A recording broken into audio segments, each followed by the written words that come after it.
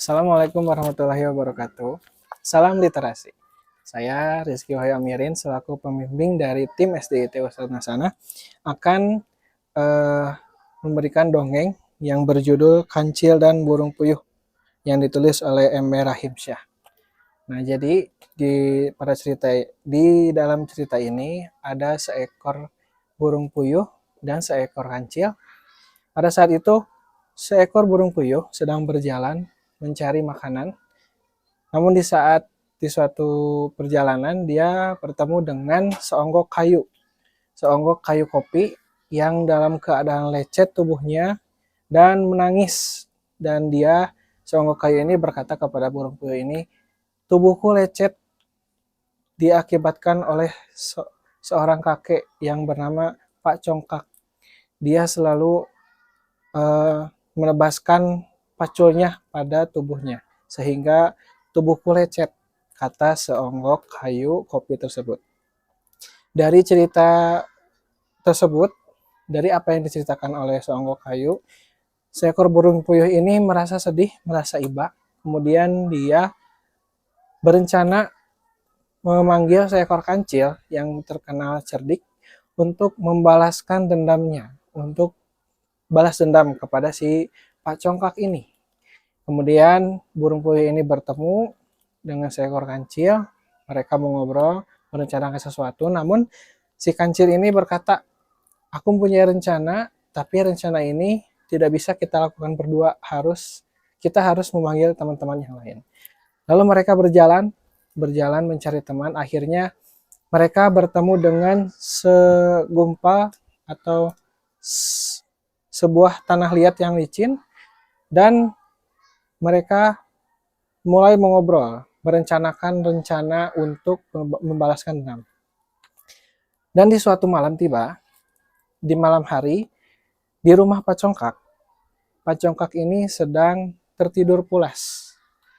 Ketika Pak Congkak tertidur pulas, si burung puyuh, tanah liat, dan si seonggok kayu kopi ini, mereka mulai menempati posisinya sesuai apa yang mereka rencanakan untuk membalaskan dendam kepada si Pak Congkak ini.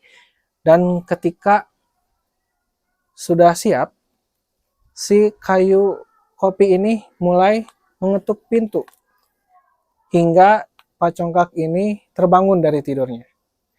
Pak Congkak ini terbangun, dia mendengar suara ketukan pintu yang dia kira orang yang ingin mengambil hasil kebunnya.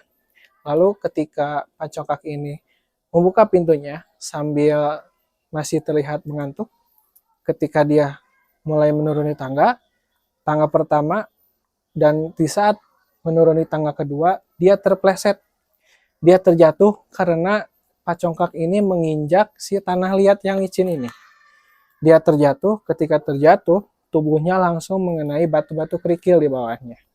Nah, pada saat si Pak Congkak ini jatuh, kesakitan, pada saat itulah kancil langsung bertugas sesuai dengan tugasnya, yaitu memukuli atau menendang-nendang wajah si Pak Congkak ini dengan kakinya sampai mata Pak Congkak ini merasakan perih. Pada saat itu Pak Congkak ingin segera pergi ke dapur di bawah rumahnya untuk mengambil korek api, karena di luar itu sangat gelap sehingga Pak Congkak tidak tahu siapa yang telah melakukan hal tersebut sampai Pak Congkak ini merasa kesakitan.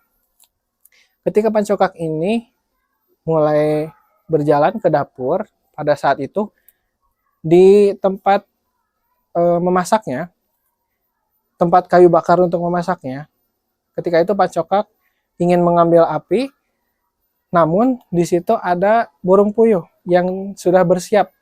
Tugas burung puyuh ini ketika Pak Congkak datang, dia mengkepak-kepakan sayapnya agar abu dari bekas kayu bakarnya itu tertiup, sehingga mata Pak Congkak ini merasakan perih lagi terkena abu dari kayu bakarnya. Nah, ketika perih, Pak Congkak merasa kesakitan, dia berlari ke sana ke sini tanpa tujuan karena memang Pak Congkak ini tidak dapat melihat Selain suasananya gelap, juga matanya ini perih, tidak dapat melihat. Ketika itu Pancokak terus berlari dan dia ingin kembali lagi ke rumah,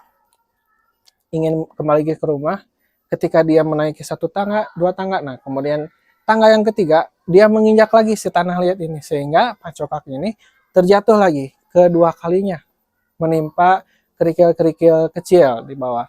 Ketika terjatuh lagi, nah tugas si seonggok kayu kopi ini, dia bertugas untuk memukul Pancokak dengan sangat keras sampai si Pancokak ini sampai meninggal karena pukulan si kayu kopi ini. Nah, pada saat Pancokak meninggal, sudah tidak bernyawa lagi. Kemudian si Kancil, burung puyuh, tanah liat, dan kayu kopi tersebut merencanakan atau ngobrol bagaimana untuk mengurus kebun dan rumah ini, karena Pancokak ini hidup sebatang kara, tidak punya keturunan, tidak punya anak, namun dia memiliki sifat yang sombong dan kikir sekali di tempatnya.